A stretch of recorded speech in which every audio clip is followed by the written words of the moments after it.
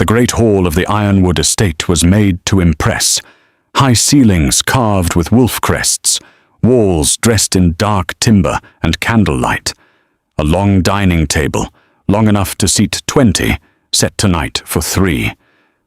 2 plates had gone cold an hour ago. The third was still warm. Zeric Ironwood sat very still at his seat at the far end of the table. 4 years old, dark-eyed, small hands wrapped around a carved wooden wolf that sat in his lap. His feet didn't quite reach the floor, so they hung there, swinging slightly, then stopping. Swinging, then stopping. He was watching the front door. He had been watching it since 6 o'clock. It was now past 8. He hadn't cried. He hadn't fussed. He hadn't pushed the food around his plate or asked to leave the table. He just sat there, still and patient in the particular way that children become still when they have learned, too early, too young, that making noise doesn't bring anyone home faster. In the kitchen doorway, his mother stood watching him. Leora Veilcrest, Lunar of the Ironwood Pack, wife to its alpha, architect of nearly every alliance and strategic framework that kept this pack standing, wore a pale dress and an expression she had spent years teaching herself to hold, calm, composed, unreadable. She had stopped expecting Xavian an hour ago. Her son hadn't. She leaned against the doorframe and watched him watch the door, and she felt something press against the inside of her chest. Not quite grief, not quite anger. Something older. Something that had been sitting in that same spot for so long it had almost become part of her furniture. Then the front door opened. Her heart, foolish thing, stubborn thing, lifted for exactly half a second. Xavian Ironwood stepped inside, tall, composed, the easy authority of a man who had never once in his life walked into a room unsure of his place in it. So his tie was already loosened, his jacket draped over one arm. He looked like a man returning from a productive evening, not a father who had missed his son's birthday dinner for the 3rd time in 4 years. And then, just behind him, Kalira Storm. She stepped through the door, laughing softly at something he had said on the way in, her hand resting at his elbow, with the ease of a woman who belonged there. She wore deep red. Her dark hair was loose. She was beautiful in the way that certain people are beautiful, the kind that takes up space without asking permission. She had been back in Xavian's orbit for 6 weeks. In those 6 weeks, she had managed to make Leora feel like a stranger in her own home without ever once raising her voice. Leora watched her step into the entrance hall like she owned the stones beneath her feet. She didn't move from the kitchen doorway. Xavian's eyes swept the room, or they passed the dining table, the candles, the cooling food, his son sitting perfectly still, and continued upward toward the stairs. "I have a meeting in the morning," he said, already moving. "Don't wait up." He was halfway up the staircase before the words finished landing. He did not look at the table. He did not look at his son. Kalira drifted through the hallway below, unhurried, graceful, and disappeared toward the east wing without a word. The front door swung softly shut. The candlelight flickered, and Zeric sat at the end of that long table, alone with his wooden wolf and the wreckage of a birthday dinner no one had come home to eat, and he turned his dark eyes toward his mother. "Mum," he whispered. The word dropped into the silence like a stone into still water. "Is he ever going to stay?" Leora looked at her son, at his small, serious face, looked at the way he held that carved wolf in both hands like it was the only steady thing in the room, and she felt the ripples from that question move through her and keep moving, long after the sound was gone. She had no answer that was both true and kind. So she crossed the room and pulled him gently from his chair, and she held him, and the candles burned low, and the plates went cold, and somewhere upstairs her husband settled in for the night, without once wondering what he had missed. Or Leora cleared the table alone. She didn't slam the dishes. She didn't let a single plate drop harder than it needed to. Every movement was careful, deliberate, the efficiency of a woman who had trained herself over years not to perform her pain in front of her child. She scraped the food. She stacked the plates. She blew out the candles one by one, watching each small flame fold into smoke. The dining room smelled like beeswax and cold food, and the particular sadness of a celebration that never happened. She had chosen everything in this room. The long timber table, hauled in from a craftsman 3 territories north. The wolf crests carved into the ceiling beams. She had sketched the design herself and handed it to the builder with a list of measurements and a very clear deadline. The centerpiece, a cluster of dark iron and white stone, had taken her 2 weeks to source. The napkins folded in the pack elder style, which she had learned from Xavier's grandmother and taught to Zeric last spring, because she wanted him to carry something of his lineage in his hands. Every beautiful thing in the Ironwood estate had her fingerprints on it. Xavier simply lived inside what she had built. She carried Zeric upstairs and tucked him in. His room was the warmest place in the whole cold house. She had made sure of that too. Deep wool blanket, a nightlight shaped like a crescent moon, a shelf of small carved animals along the windowsill, each one she had either made or found or been given by pack elders who adored the boy on sight. Zeric lay on his back with the wooden wolf resting on his chest. His eyes were open.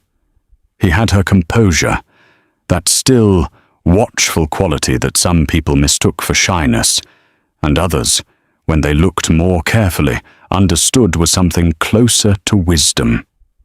He had been born serious. She used to joke, or in the early days when jokes still came easily, that he arrived in the world already taking notes. "Mum," he said softly, staring at the ceiling. Kalira came again. "I know, baby. She smells like she wants to stay."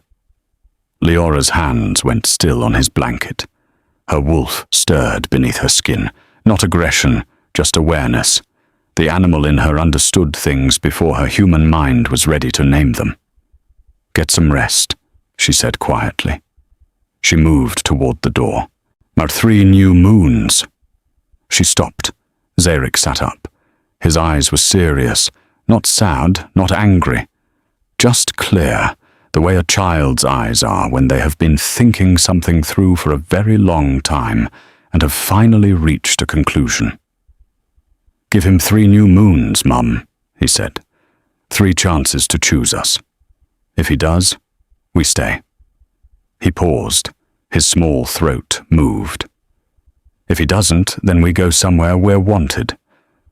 Leora stood in the doorway and felt the breath leave her body.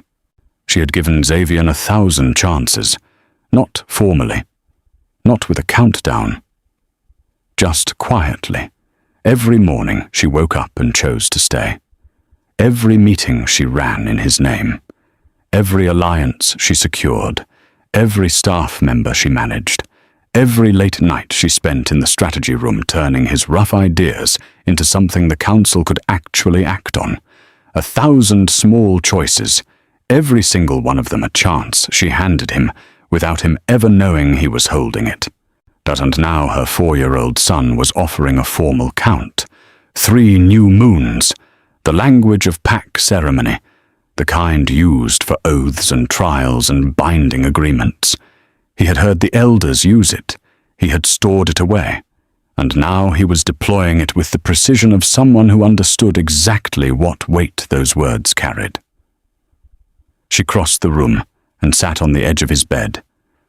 She pressed her forehead gently against his, the way wolves do, the greeting of family, the language of belonging. 3 new moons, she whispered. He exhaled, long and slow, like a sound he had been holding inside him for months. She left him sleeping and moved through the dark house alone. She walked slowly, the way she always did when her mind was too full for sleep. Past the council strategy room, she had rebuilt from an empty office into a functioning war room. Filing system, territory maps, alliance documentation, the 3 separate communication protocols she had written herself when she discovered Xavier's previous system was being managed by 2 part-time staff members with no formal training.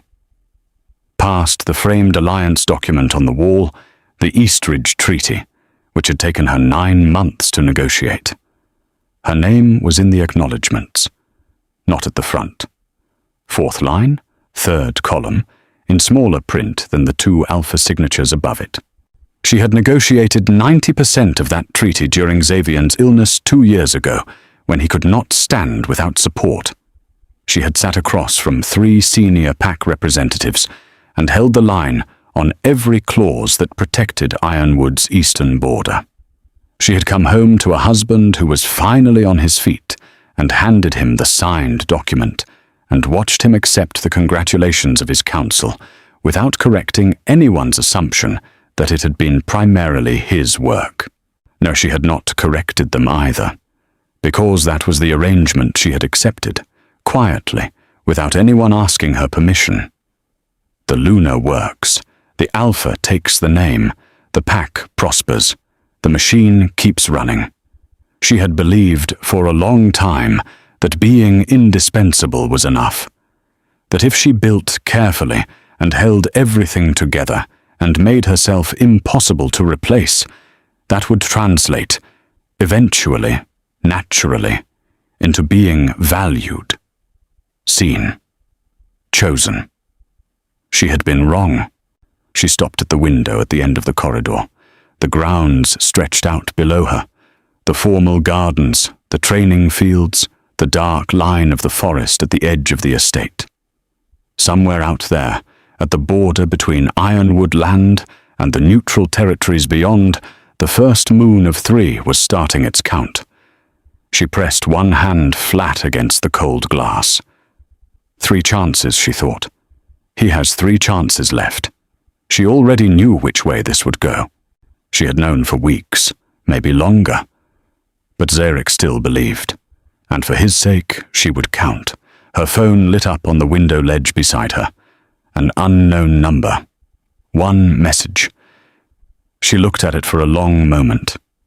Then she set it face down and walked away. In the master suite, Xavier slept on his side of the bed, the side that had slowly become the whole bed, spreading out across the space between them, the way water fills whatever container it is given. He didn't stir when she lay down. He used to reach for her in his sleep. She remembered the weight of his arm settling across her, the particular warmth of it, the way she used to press her face against his shoulder in the dark. She remembered that. She wished, not for the first time, that she didn't. She lay on her back in the dark and stared at the ceiling and began to count. Moon 1. 2 moons left. She was already bracing. The Ironwood Pact's monthly council session was held on the 2nd Tuesday of every month, in the long oak-panelled room on the ground floor of the estate's north wing. Leora had run this meeting for 4 years. She arrived 10 minutes early. She always did. She had her notes, her documentation, her quarterly alliance review, a proposal for restructuring the Eastern Border Patrol rotation that she had spent 3 weeks developing. She took her seat, second chair to the Alpha's right. The Lunar's seat, or the seat she had occupied for 4 years without once being asked to justify her presence in it. Kalira Storm was already sitting there. The chair was warm, which meant she had been there for a while. She sat with the relaxed ease of someone who had not arrived early to claim a seat but had simply always been in it. Her notes were spread across the table in front of her, neat, color-coded, clearly prepared. She looked up when Leora entered and offered a smile that was perfectly calibrated, warm enough to seem genuine, confident enough to signal that she was not moving. The other council members were already seated. They watched the moment with the particular carefully neutral expression of people who have decided that whatever happens next is not their problem. No one said anything. Leora stood for 3 full seconds. Then she took a chair near the wall. She sat with her back straight and her notes in her lap, and her face arranged in an expression that gave nothing away, or she had become very good at that. Xavier arrived 5 minutes later. He saw the seating arrangement. His eyes moved from Kalira, settled comfortably in the Luna's seat, to Leora, seated against the wall like a guest. He said nothing. He opened the meeting. For the next 2 hours, Leora sat near the wall and listened to Kalira present ideas. The Eastern Border Patrol restructuring was there, in Kalira's color-coded notes, delivered in Kalira's confident voice, with Kalira's name attached. Or the specific rotation framework, the staffing ratios, the seasonal adjustment logic. All of it drawn directly from the document Leora had been working on for 3 weeks. The framing was slightly different. The language was smoother, but the bones of it were identical. Xavier nodded throughout. He asked 2 follow-up questions, both of which he directed at Kalira. He referred to the proposal twice more before the meeting ended, as Kalira's proposal. The council members wrote it down that way. Leora did not speak once during the 2-hour session. She gathered her own notes, her original document, still unread in her lap, and waited for the room to empty. Beta King Caudal Ravenport had been visiting Ironwood for a border alliance renewal. He was tall, steady-framed, unhurried in the way of a man who had never once felt the need to fill silence with noise. He had watched the entire meeting from the far end of the room, and he said nothing while it was happening. He fell into step beside Leora in the corridor after the session ended. He didn't offer pity. He didn't rush to speak. He simply walked alongside her for half the length of the corridor before he said, quietly, "That was your work in there. The Eastern Border Strategy. I read the original proposal. It had your name on it." Leora kept walking. People share ideas. The staffing ratios were specific. The seasonal adjustment model was specific. The entire structure was specific. It wasn't inspiration. It was your work in a different font. She stopped. She turned and looked at him. And for one unguarded moment, something crossed her face that she hadn't meant to show. Not grief, not anger. Something more exposed than either. The raw, startled quality of being seen clearly by someone you weren't expecting. Being seen, she was discovering, hurt more than being invisible. Invisibility was at least familiar. "You don't have to protect anyone's feelings here," Cordell said. "At least of all his." She looked at him for another moment. Then she looked away. "Thank you," she said quietly. And she kept walking. The first new moon arrived on a Wednesday. Xavier had confirmed, without being asked, in passing, 1 week prior, that he would attend Zeric's forest naming ceremony. A private pact tradition.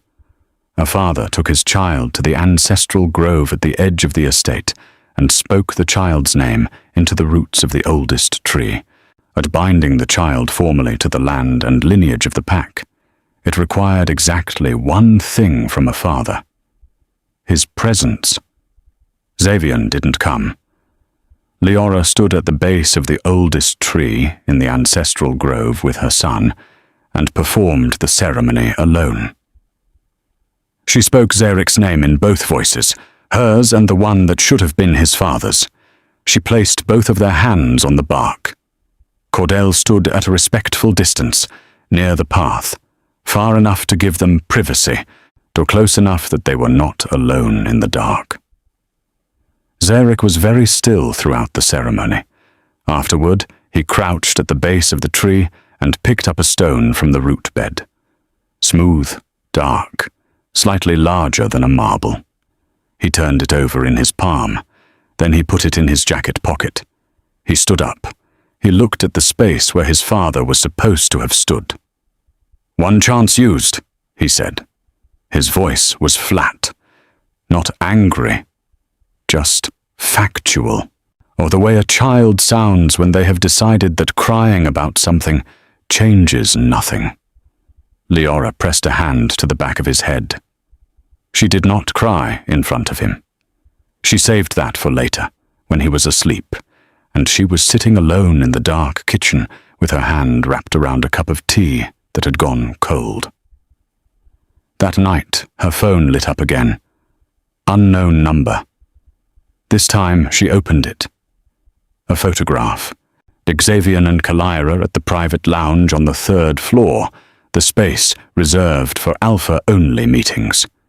The timestamp read 7:14 p.m., the same hour Zeric had been pressing his small hands into the bark of the ancestral tree, completing a ceremony his father had promised to attend. Beneath the photo, one line of text. He never stopped wanting her. Leora stared at the screen until it went dark. Then she opened her contacts. They scrolled to a name she had saved 3 weeks ago and not yet used, a pact law specialist in neutral territory, an attorney who handled dissolution cases. She didn't message yet. Her thumb hovered. Then she closed the screen and set the phone down. Not yet. There was still a count in progress. Her son's count. She had promised. 2 moons left. Zeric had been preparing for his pact presentation ceremony for 3 weeks. He had memorized his lineage recitation. 14 lines. But all the way back to the founding Ironwood Alpha, delivered in the formal cadence the elders used. He practiced it every evening after dinner, standing in the hallway outside Leora's study with his hands clasped behind his back and his chin level, the way she had shown him. He asked her to time him. He asked her to correct his pronunciation. He asked her, every single morning for a week before the ceremony, whether his father was coming. Every morning, Leora said yes. She had Xavier's confirmation in a text message. "I'll be there." She let herself believe him. She let Zeric believe it too. Maybe that was a mistake. Maybe she should have learned, by now, to protect her son from her own hope. Xavier arrived late. The ceremony had already begun its opening invocation when the doors at the back of the Elder Hall swung open. But he came. Leora felt the tension in her shoulders ease by a fraction. Then she saw who he brought with him. Kalira walked in beside him.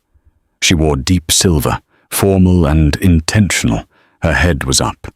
She moved like a woman who had been invited. And behind Kalira, a girl. 6 years old, perhaps. Dark-haired and fine-boned, dressed in ironwood formal colors, deep charcoal, silver trim, the colors of the airline, and at the collar of her dress, a silver crest pin, shaped like a wolf mid-step, the specific design that belonged to the Ironwood bloodline, but that had always belonged to the Ironwood bloodline. Leora went very still. She looked at the pin. She looked at the girl wearing it. She looked at Xavier, who was settling into a seat near the front, with the neutral expression of a man who has decided this is acceptable. He did not look at Leora. She looked at her son. Zeric was already standing at the front of the hall, in position for his recitation. He had been watching the entrance. He saw his father. His face opened. That terrible, hopeful opening that children make when love and longing surge up before caution can stop them. Then he saw the girl with the crest pin. His face didn't close. It stilled, like a window shutting very quietly. He turned back to face the elders. He straightened his spine. He clasped his hands behind his back, and he began. Zeric's recitation was perfect. Every syllable, every formal cadence, every pause in exactly the right place. His voice was clear and steady, the voice he used when he had decided that whatever was hurting him would not show. It wavered once on the word father. Just once, for less than a second. Then it steadied again, and he finished, and the elder council applauded. He walked straight to Xavier. He held up his ceremony scroll, the rolled parchment the elders had signed, the formal record of his recognition. "Father," he said, "I did it." Xavier looked down at him. He gave one approving nod. Brief, warm in the performed way of a man who is aware he is being watched. And then his eyes moved back to Leora, who was murmuring something to the girl beside her. Zeric stood there for a moment, scroll in hand, the nod landing in the space where real attention was supposed to be. Then he folded the scroll carefully and tucked it into his jacket. He put it away the way a person puts away something they want to protect from further damage. He looked at the girl with the pin one more time. Then he said quietly to himself, "2 chances used." He walked back to his mother's side and did not look at his father again for the rest of the evening. That night, for the first time in months, Leora spoke first. She stood in the bedroom doorway while Xavier was at his desk, and she said, without preamble, "That girl was wearing our son's crest." He didn't look up. Leora's daughter is a guest of the pact. She wore the heir crest, Xavier. That pin belongs to the Ironwood bloodline. It was a gesture of welcome. Leora wanted her daughter to feel included in the ceremony. Our son's ceremony. Leora's voice was quiet, level. The flatness of a woman who has decided this conversation will not be an argument, because she is too clear-headed for anything less than the plain truth. Zeric saw that pin. He understood what it meant. Xavier finally looked up. His expression was not guilty. It was tired, the look of a man who wants the conversation over more than he wants to be right. "You're reading into things." "I'm reading exactly what's written." She held his gaze. "And so is our son." She left the room before he could dismiss her again. Because she had learned, at great cost, that staying to finish a conversation with a man who has already decided you are wrong means choosing to be hurt twice. Midnight. Her private study. The encrypted folder had been on her laptop for 6 weeks. She had started it without fully admitting to herself why. The way a person prepares for a storm they are not yet ready to name. Documents, financial records, pact law precedents on the dissolution right. Witness statements from 2 senior staff members who had watched Xavier redirect Leora's work credit to Leora in 3 separate client meetings. She opened the attorney's contact. "I need a consultation," she typed, urgently. Or the reply came in 4 minutes. "Tomorrow, 9 a.m. "Come alone." She closed the laptop. She pressed one hand flat against the wall beside her, the thin plaster between her study and Zeric's room. She could hear, faintly, the slow rhythm of his breathing. Steady. Deep. Entirely unaware of what his mother was building in the dark on the other side of that wall. "One chance left," she thought. "He has one chance left." She sat in the dark with her hand on the wall, keeping vigil over a sleep that could still be peaceful, in a house that was slowly becoming something her son should not have to grow up inside. One chance. She would hold the count. The annual Ironwood Alliance Gala was one of the most significant events in the pact calendar. Every major ally, every senior council member, every elder with standing received an invitation. The estate was transformed for it. The great hall cleared and lit, or staff and caterers moving through rooms that on ordinary evenings held only the quiet of a house that had lost its warmth. The Alpha's summons to Leora arrived 2 days before the event. Formal. Mandatory. Your presence is required. No warmth, no context. The language of obligation. Zeric asked if he could come. He asked if his father would be there. Leora said yes to both, because she could not lie to him twice in the same week. They arrived together. Leora in deep green, and Zeric in his small dark suit, with his wooden wolf tucked inside his jacket pocket, its carved head just visible above the breast pocket edge. He had put it there himself. She hadn't asked why. The estate blazed, every room warm with candlelight and voices, and the particular energy of a large gathering of wolves in good standing, territorial and proud and well-dressed, and performing all of it beautifully. Allies from 3 bordering pacts, council elders in formal regalia, or business contacts and treaty partners, and the kind of faces that only came out when the occasion was large enough. Xavian stood at the front of the main room. Beside him, Kalaira. His hand rested at the small of her back. Not a formal gesture, not the practiced stance of a host and his invited guest. The automatic, unrehearsed placement of a hand that belongs somewhere and has learned its resting place without being told.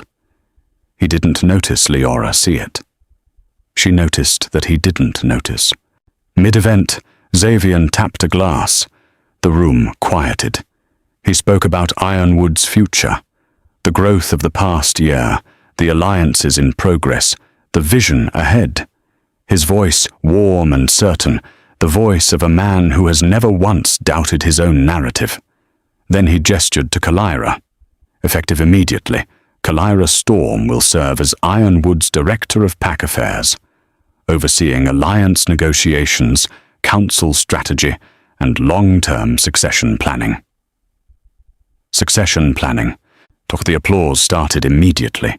Leora stood in the middle of the crowd and felt the specific sensation of watching your entire professional life be transferred to another person in one sentence.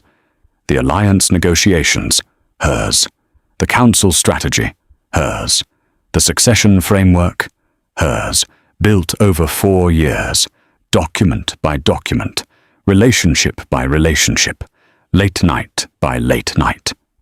Pack members near her glanced in her direction, then looked away, at the careful choreography of people who feel guilty for witnessing something they won't intervene in. Kalaira drifted toward her through the crowd, graceful and unhurried, and leaned close enough to speak without being overheard.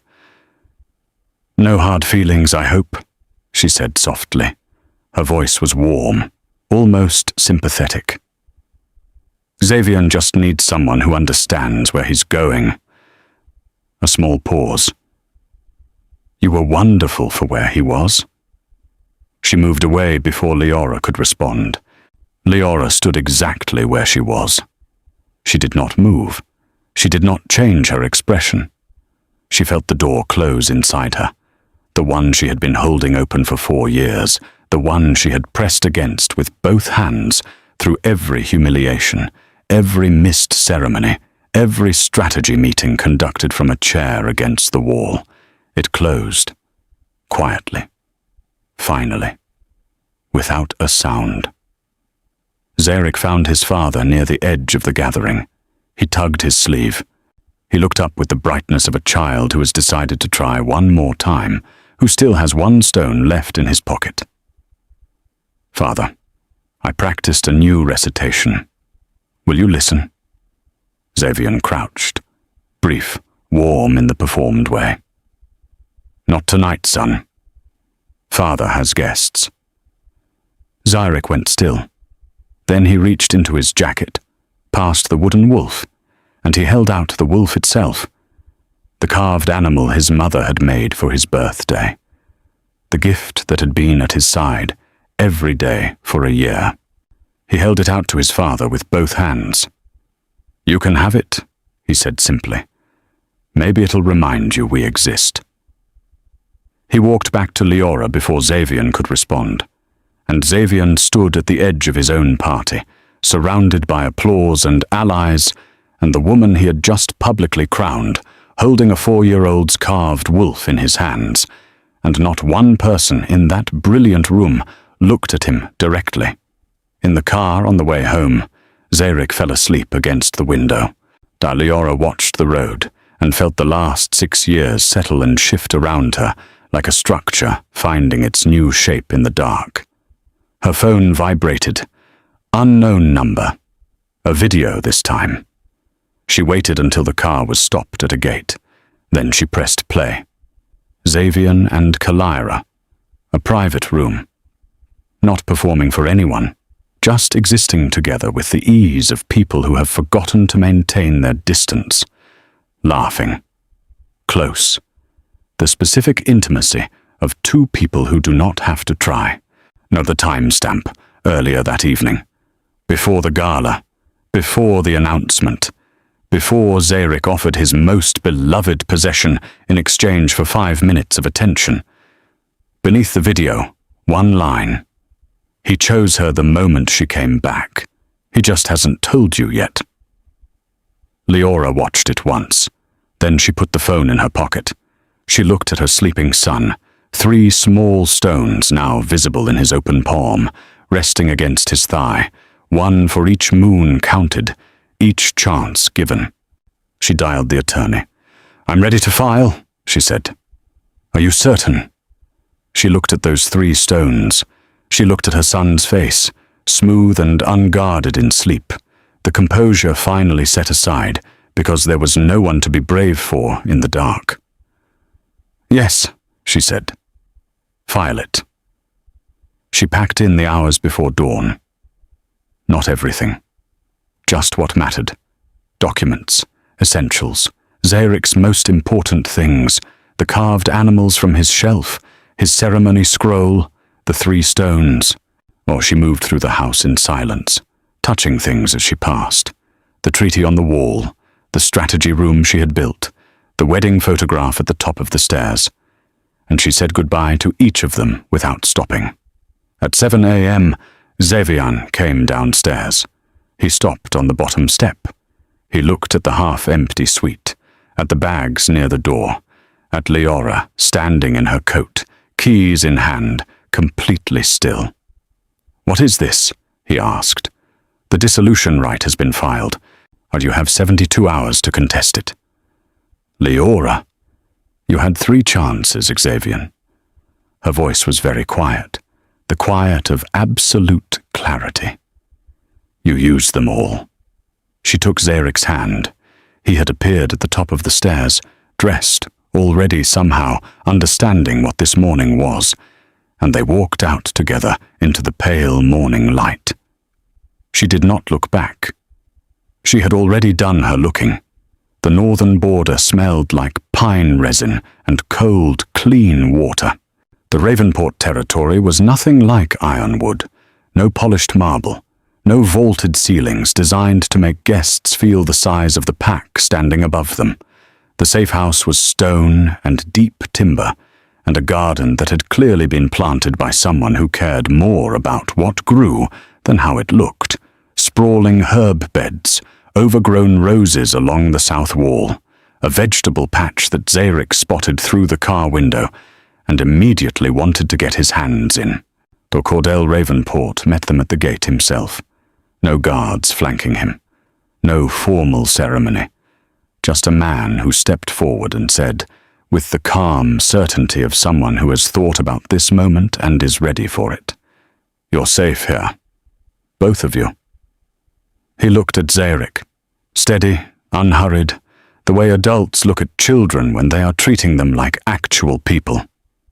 "I hear you like wolves," he said. Though Zeric clutched his carved wolf, Leora had retrieved it from the gala table where Xavian had left it. She had gone back for it in the dark before dawn without saying why, and looked up at Cordell with the evaluating gaze of a child deciding whether a new person is safe. "This one's mine," he said. "Good," Cordell said simply. "The ones worth keeping usually are." Zeric studied him for another moment. Then he walked past him toward the garden. Leora watched her son go and felt something loosen in her chest. Something that had been wound tight for so long She had forgotten it wasn't just part of her. No one needed anything from her. That was the strangest part. Cordel's staff moved quietly through the house, handling everything, asking nothing. Zeric played in the garden, talking to the herb beds, examining stones, carrying on a private conversation with a snail he had apparently decided deserved his full attention. The sun was low and golden, and the pine smell came in through every open window. Leora sat on the stone steps outside the back door and didn't move for 20 minutes. She didn't organize anything.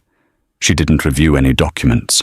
She didn't mentally map the next strategic step. She just sat, and the evening came around her, and the light moved, and somewhere in the garden her son laughed. A real laugh, uncomplicated. The laugh of a child who has been set down somewhere safe. But she didn't realize she was crying until she felt the cold on her cheek. Not grief, not anger. Just release. The specific, physical thing that happens when a body that has been braced against impact for years finally understands that nothing is coming. She heard footsteps and didn't turn. 2 mugs appeared in her peripheral vision. Cordel sat 2 steps below her, near enough to be present, far enough to give her room. He waited until she had wiped her face. He didn't comment on it. "God, you built everything he has," he said after a while. "I don't think he knows that." "He knows." Her voice was steady. He just stopped caring. Cordel was quiet for a moment.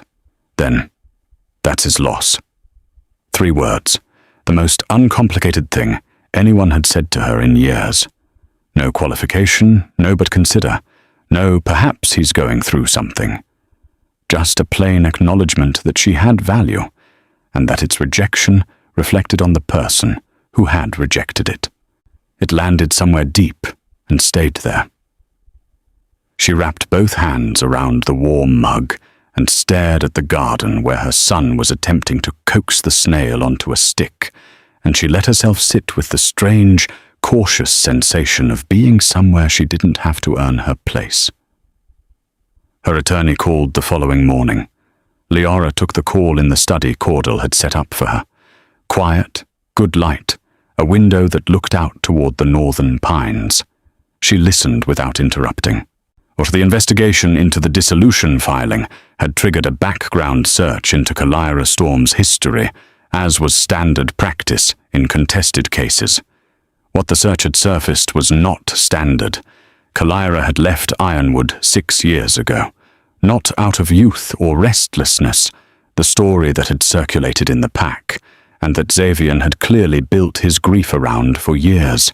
Or she had left to align herself with the Ashcroft faction, a coalition of rogue pack leaders and independent power brokers who had been tracing dual bloodline heirs for 2 generations.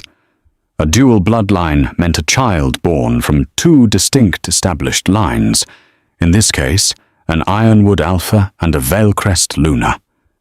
The specific combination produced a wolf whose power, once manifested, could not be fully claimed by either originating pack, which meant it could not be controlled by conventional pack hierarchy, which made such a child the most strategically valuable figure in a generation. Zeric had manifested early signs 3 months ago. A wolf in Cordel's network had noticed and filed a report through neutral channels. The report had reached Leora Storm within a week. She had been back at Ironwood within a month. Leora was quiet for a long time after the call ended. She sat at the desk and looked at the window, and felt the shape of the last 6 weeks rearrange itself in her mind like a puzzle finally showing its actual image. Every move Leora had made, the council seat, the roles, the crest pin on her daughter, the succession planning directive, the quiet repositioning of herself as Xavier's right hand. It was not about Xavier. It was never about Xavier. He had been the door. Zeric was the room she was trying to reach. She hadn't come back for love, or she had come back to take Leora's son. Leora pressed both hands flat on the desk and breathed through it. Then she called Caudle. "She was never after Xavian," Leora said when he picked up.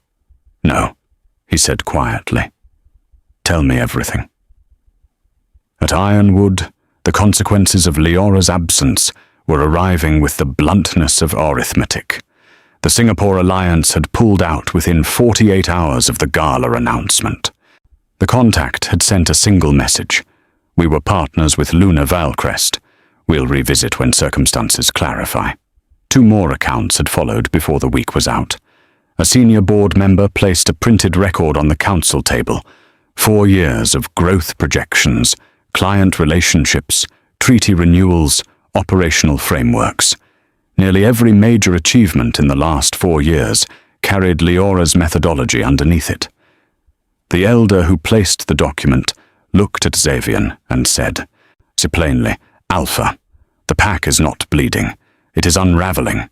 She was the thread." Xavian said nothing. He looked at the record. He turned pages. He went to his office afterward and sat in the chair Leora had reupholstered in pack colors 3 years ago as a quiet anniversary gesture.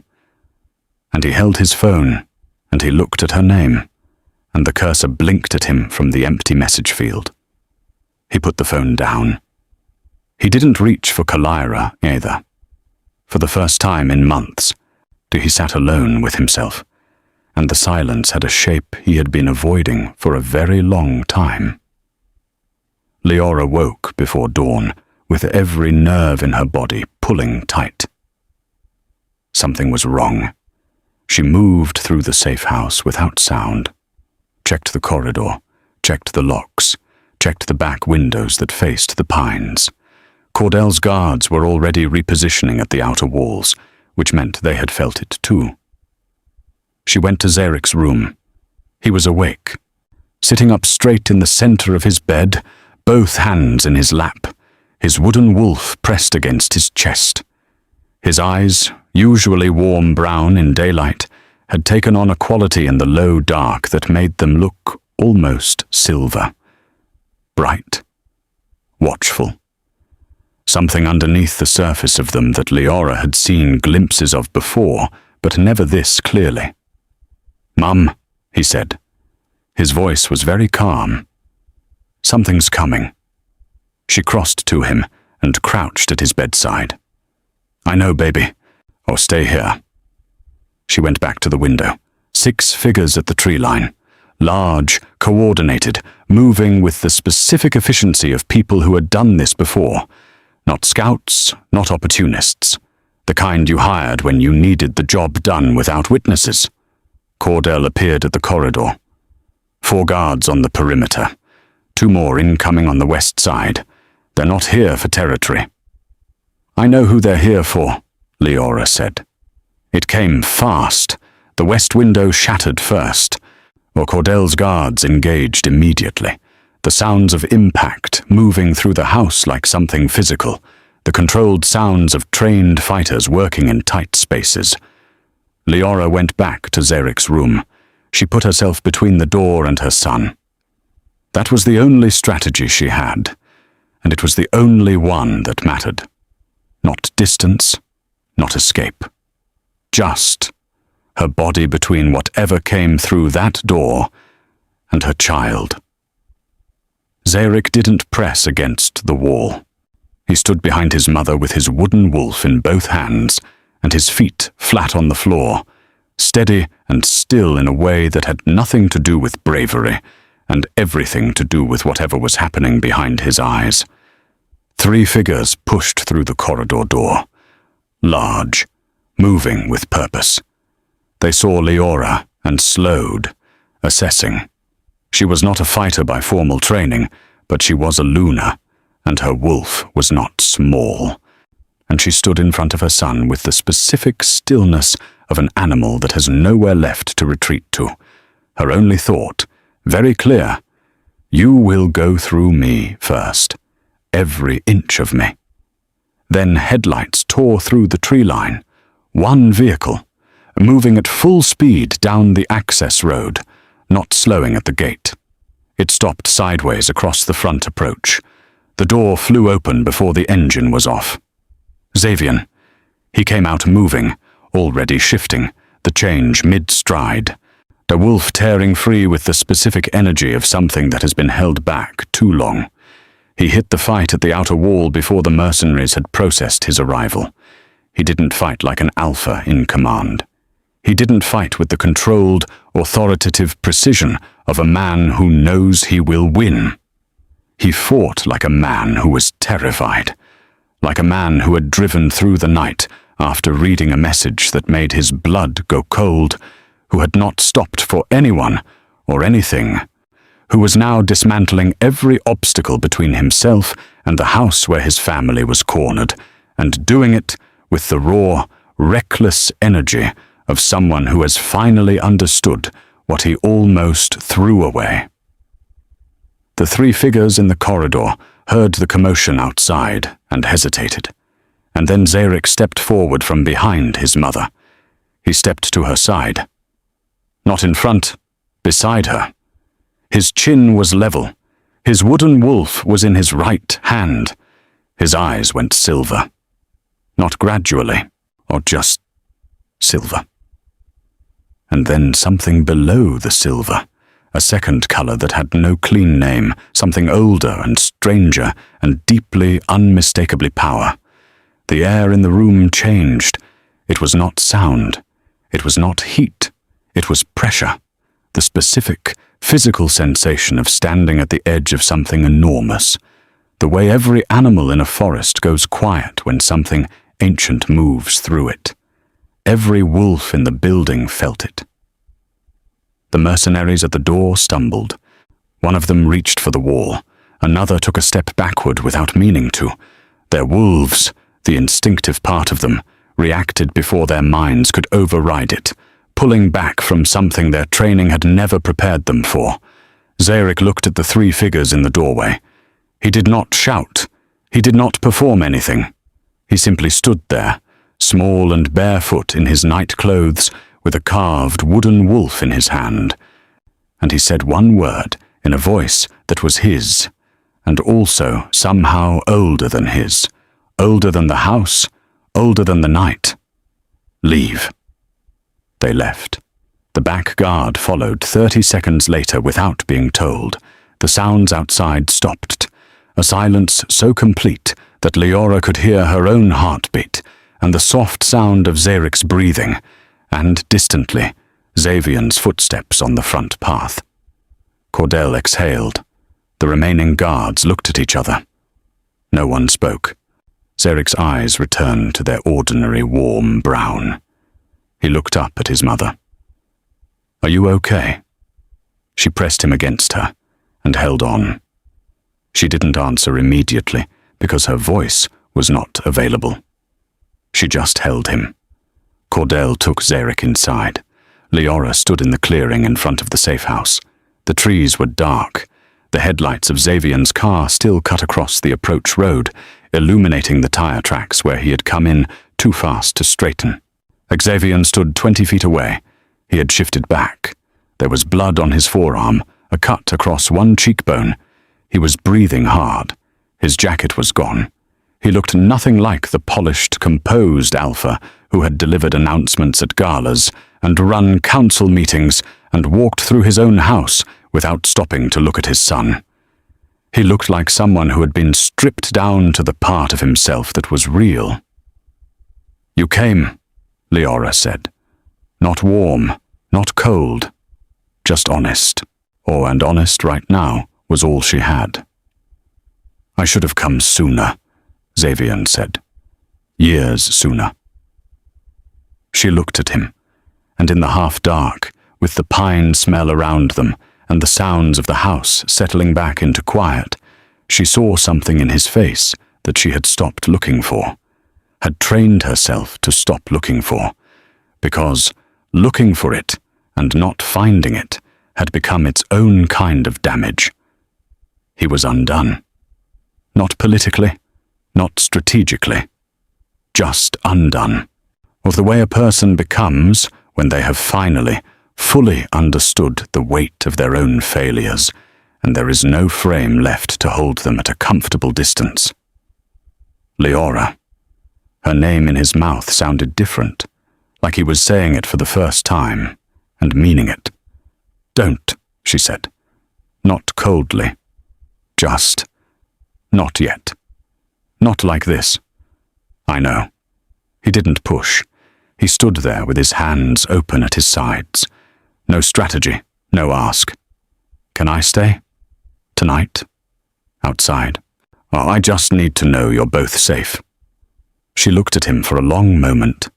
The man in front of her had failed her in 100 ways. He had taken her work and her silence and her steadiness for granted for years. He had let another woman walk into her home and strip her piece by piece while he watched and called it nothing. He had missed every ceremony, every dinner, every moment his son marked a stone and put it in his pocket. And he had also just fought through 6 mercenaries alone in the dark to reach them. Both things were true. She was not ready to forgive. She was not even ready to decide what forgiveness might one day look like. But she was also not able to pretend she had felt nothing when those headlights tore through the trees. "Outside," she said. And she went in. Xavier sat on the front step of the safe house through the rest of the night. He did not knock. He did not ask for anything. He just sat in the dark with the stillness of a man who has run out of arguments and has nothing left to offer except his presence. When the morning came in pale and slow through the pines, the front door opened. Zeric stood there. He looked at his father on the step. His father looked back. Neither of them spoke for a moment. Then Zeric reached into his jacket pocket and took out the 3 stones, smooth and dark, one for each moon, each chance, each failure kept track of by a child who never stopped paying attention. He held them out. "You can hold one," he said. "Which one?" Xavier asked. Zeric considered. He picked the 3rd stone, the last one, the newest. He placed it in his father's palm. "That one," he said, "because it's the only one that's still warm." Xavier closed his hand around the stone. His eyes went bright at the edges. He pressed his lips together. He held on. The plan was Leora's, or she worked it out at the kitchen table of the safe house in the early hours. Cordell across from her with his full attention on what she was saying, her attorney on the phone, the maps and communication records spread between the mugs. Her mind, which had been running alliance strategies and pact negotiations and operational frameworks for 4 years, moved through this the same way it moved through everything. Clearly, methodically, without sentiment. The Kalira's communication records had been partially recovered during the filing investigation. The trail was clear enough to establish intent, but not yet sufficient for a full council conviction. Pack law required either physical evidence of harm, which the safe house attack was now providing, or a direct confession on record. The attack had failed. The confession was what remained. Xavier would go to Kalira. He would wear a recording device. He would play the role of a man who was uncertain and open, searching for the truth, which required him to see, clearly and without the protection of comfortable distance, exactly what he had invited into his home. Leora laid it out. Xavier listened. "If she figures out what you're doing," Leora started. "She won't." He was quiet for a moment. Then, lower. "I spent 6 years not seeing what was real. I can see clearly now."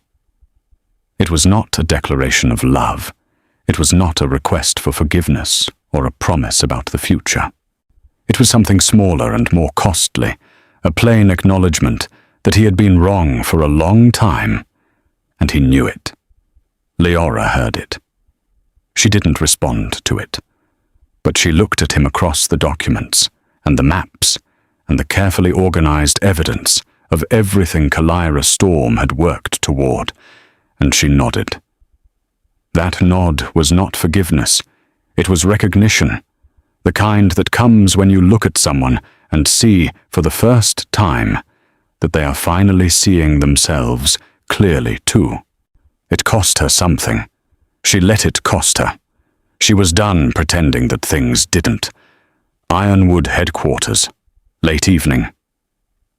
The strategy room, Leora's strategy room, rebuilt by her hands 2 years ago, its walls still carrying the territory maps she had pinned there and never taken down, was lit by the low evening light coming through tall windows.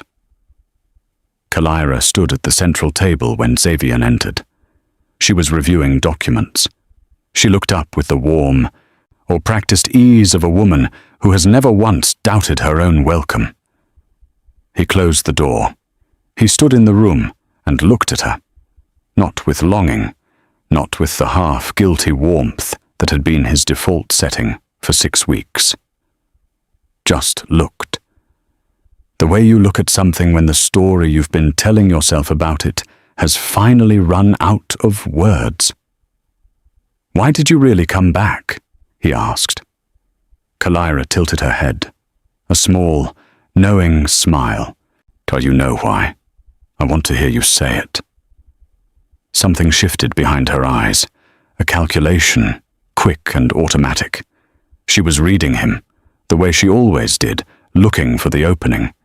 And what she saw was a man who appeared raw and open, a man whose careful defenses had come apart.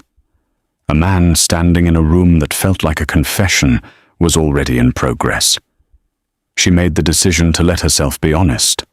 The warmth cooled by degrees. The performed vulnerability dropped away, or replaced by something that had been underneath it all along.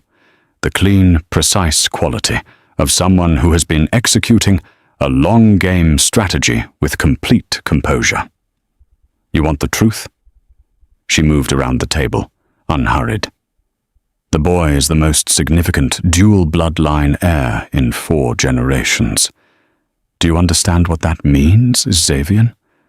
Whoever shapes him, whoever claims his loyalty, guides his power, or controls the context in which he develops, holds the key to every major pack alignment on this continent. She met his eyes. That is not a small thing. That is everything, and your son carries it. You came back for him. I came back for what he represents. Her voice was level, almost gentle. The Ashcroft faction has been tracking this bloodline combination for 20 years. When his manifestation was confirmed, I had 30 days before others moved. And I came in through the door that was already open. And the door, Xavian said, very quietly, was me. Kalira tilted her head, not unkindly. You were grieving something you thought I'd taken when I left. People in grief are accommodating. You wanted a story that made sense of the years. I gave you one. A slight pause. I never loved you, Xavian. I loved what your bloodline could build. And your son is the key to all of it. The elevator at the far end of the room opened. Leora stepped out, my phone in her right hand, recording active. Her expression was composed, not triumphant, not cold, just clear. The face of a woman who has been patient for a very long time and has finally arrived at the moment her patience was building toward. Kalira moved, fast, decisive, the reflexes of someone who has run difficult situations before. Xavian caught her arm. She was strong. He was stronger. He held, and she stopped, and the moment stretched. At the second door, the service entrance at the east side of the room opened. Leora's attorney entered first, followed by 3 senior elders, followed by 2 more behind them. They had been listening through the remote feed for 20 minutes. Elder Zeric Thornfield, oldest member of the Ironwood Council, who had watched the pack through 4 alpha generations, looked at Kalira Storm with the expression of someone who has heard enough. Kalira Storm, he said. You are bound by pack law on charges of conspiracy against the heir of Ironwood, coordinated assault on a protected neutral territory, and treason against the pack whose hospitality you accepted. He nodded to the guards who had entered behind him. Take her. As the guards moved to her sides, Kalira turned. She did not look at Xavian. She found Leora's eyes across the room. Her voice was low and personal and precisely aimed. He still chose me first. Leora held her gaze without flinching, while the room waited. He chose you first, Leora said quietly. I'm the one he'll spend the rest of his life trying to deserve. The doors closed. The attorney called at dawn. The dissolution rite was finalized. The bond was severed in law.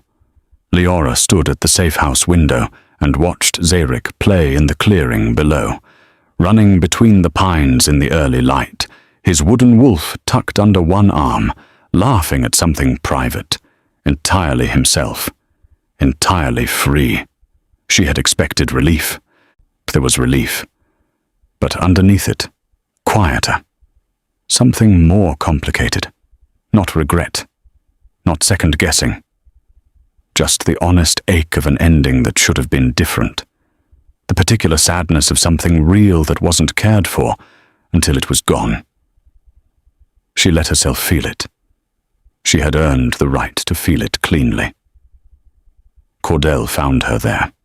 He stood beside her at the window, looking at Zeric below, and was quiet for a moment in the way he always was. Present without crowding, and near without assuming. I have a proposal, he said. My territory, a permanent sanctuary. Zeric would have protection, proper training, a pack that understands what he carries. He paused. And you would have whatever you choose to have, whatever pace makes sense, whatever shape you want. And in return? Nothing. A brief pause. Unless you want there to be something. She turned and looked at him.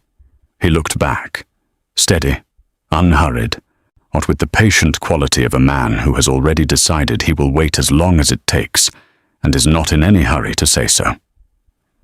That's not a small thing you're offering, she said. No, he agreed. It isn't. She didn't answer. She looked at him, really looked, and she did not look away. And Cordell, who had spent his life reading the spaces between what was said and what was meant, understood that not looking away was its own kind of answer. Not a yes. Not yet.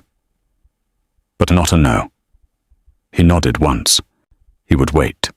Xavian arrived at the safe house as Leora was carrying the last bag to the car. He stopped in the doorway of the main room. He looked at the space, Zeric's drawings pinned to the stone wall in bright crayon lines, Leora's documents in organized stacks on the desk, 2 mugs still on the windowsill from last night. Everything self-sufficient. Everything tidy. A life rebuilt in miniature in a borrowed room, complete and whole without him. And he looked at it the way a person looks at evidence. "Where will you go?" he asked. "I don't know yet." He nodded. He stood there with his hands loose at his sides and his face open. The carefully maintained composure he wore for councils and alliances and public appearances entirely absent, nothing left but the man underneath all of it. "I didn't deserve you," he said. His voice was low, not practiced, not rehearsed. "I don't think I knew how to, but I want to learn." He looked at her, just looked, without asking anything, without pressing for anything. Not to take back what I broke. I know I can't do that.